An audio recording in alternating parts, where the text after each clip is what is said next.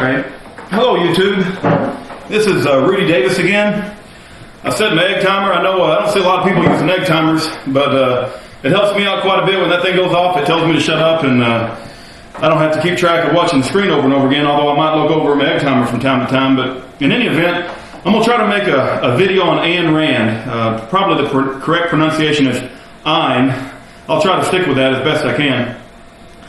But I've also got some notes here, so I might be looking at them from time to time. For those that like people to speak without notes, you're just going to have to bear with me, and I'll do the best I can. But I want to introduce a YouTube community for those that are not aware to Ayn Rand. She was born in communist Russia. She was a fiction writer. She wrote around in the 1950s or so, and she wrote a lot of fiction work. I think the word they use to describe her best work, magnum opus, I think is a fancy word they use, but it's the what you're known for basically, is Atlas Shrugged. So I've got the copies of the books that I'd like to recommend, and I would like to discuss a little bit about Ayn Rand and she created a philosophy called objectivism, and I don't put her up on a pedestal. I don't say everything she did was absolutely perfect. She smoked. I think she died of lung cancer, if I'm not mistaken, or some kind of cancer from smoking. She was also an atheist, and I'm not an atheist. I have a strong belief in God. One of her close acquaintances gives a reason on why she was an atheist. That's a subject of another video. I don't want to go into that right now, but in any event, all of these books, I'm just going to read them off to you. Atlas Shrugged is by far and away the best book she wrote. That's this one right here. I don't know if you guys can see that. I've got a bigger copy, but I let a friend borrow it. But in any event, it's just it's an awesome book. It's about a society where the producers and achievers go on strike. And I don't want to give away the ending of the book, but imagine a society where the producers and achievers no longer want to be a part of the society, and they just withdraw. And the only thing that's left in society is moochers, looters, and bootlickers. And that can pretty much describe our Congress, all of our political folks, and a lot of our bankers as well, except for Ron Paul. So in any event, it's just an amazing book. I mean, I don't know how to describe it, but if you give this book a chance, and I guarantee you, if you read it, you're either going to love it or you're going to hate it. Nobody reads this book and doesn't have an opinion about it. It's one of the best-selling books ever as far as fiction is concerned. When it was rated as, when they asked readers overall, like what book most influenced their lives, this was second only to the Bible. And am I saying this book is as good as the Bible? Well, I don't want to get into a religious discussion right now, because that's not the purpose of this video. The purpose of this video is about Ayn Rand.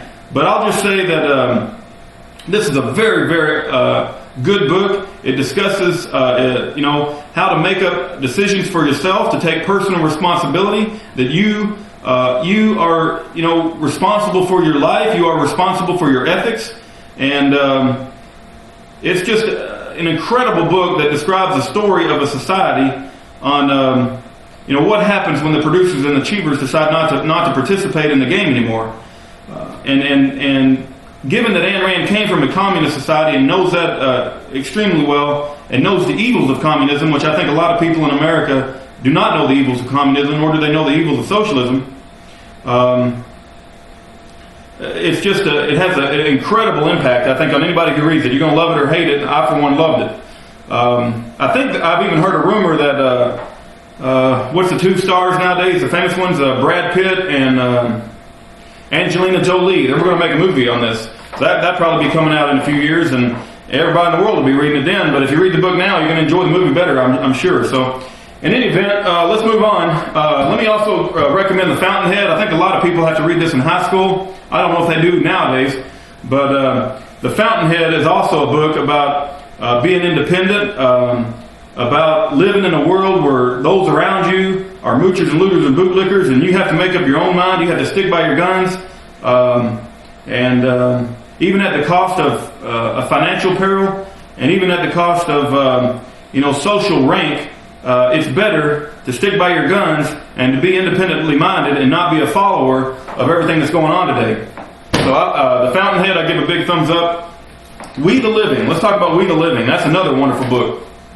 So I don't think you guys can see the title, but We the Living. I don't know. This is an awesome book. I mean, you still want to see a grown man cry. When I was reading about Kira in the snowstorm with blood, dripping down her body and hollering for her boyfriend, I was crying. I'll just admit that right up front. I mean, this is a very powerful, emotional book. It also describes in detail the horrors of communism. I mean, if you want to know, communism is just socialism on steroids.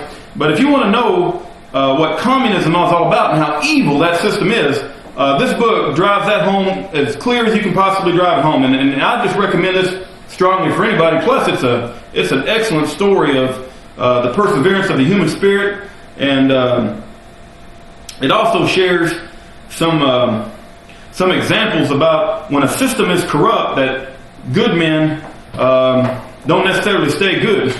But in any event, let's move on. This is another book, and I'll put this up against any. You're going to hear the dog bark in the background, so that's just real life. The phone may ring too, so hopefully just going to have to learn to live with it. But in any event, Capitalism, the Unknown Ideal. So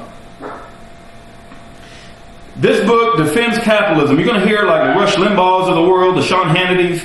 I don't know who else is out there, but they are kindergartners compared to Ayn Rand when she describes capitalism, and not only just espouses that it's better, but she gives the fundamental reasons and examples on why capitalism is the only moral and ethical system for free individuals. If you want to be a freedom-loving guy and you love your freedom, then you should read this book, Capitalism: The Unknown Ideal by Ayn Rand, and it gives you the moral justification why capitalism, laissez-faire capitalism, hopefully I'm pronouncing that right, is the only moral and ethical system for a government to be. And I recommend all four of those books. So in any event, I wanted to share a little before we run out of time. All of these books, I'm not associated with any group. I'm not trying to sell you anything, but if you like listening to books on your iPod, or you got some kind of book player or something when you're driving to work, or maybe when you're exercising, there's a place called www.audible.com that's got all these books. You can download it, put it on your iPod, and you can listen to it while you're doing something else. You don't have to just, you say, I don't have the time to read a book like that. Well, load it on your iPod and listen to it when you're going to work. Anyway, I would like to address, I got a comment from my last video because I complained about, America and the bridges. The bridges and the roads are in trouble, and our infrastructure is in trouble, our healthcare is in trouble, and just America's in trouble, basically was the message I was delivering in one of my previous videos. And somebody commented, I'm just too negative. You need to be more optimistic. I'd like to address that. Let's imagine we got a garden, and we're trying to put work into the garden, and we're trying to produce a lot of fruit. And all of a sudden there's weeds in the garden. Well, I'm trying to say there's weeds in our country, and we need to go back to our roots as far as the freedom, respect for the individual, liberty. And just because I talk about the weeds a lot and I want to get those weeds out of the garden doesn't mean I'm a negative individual.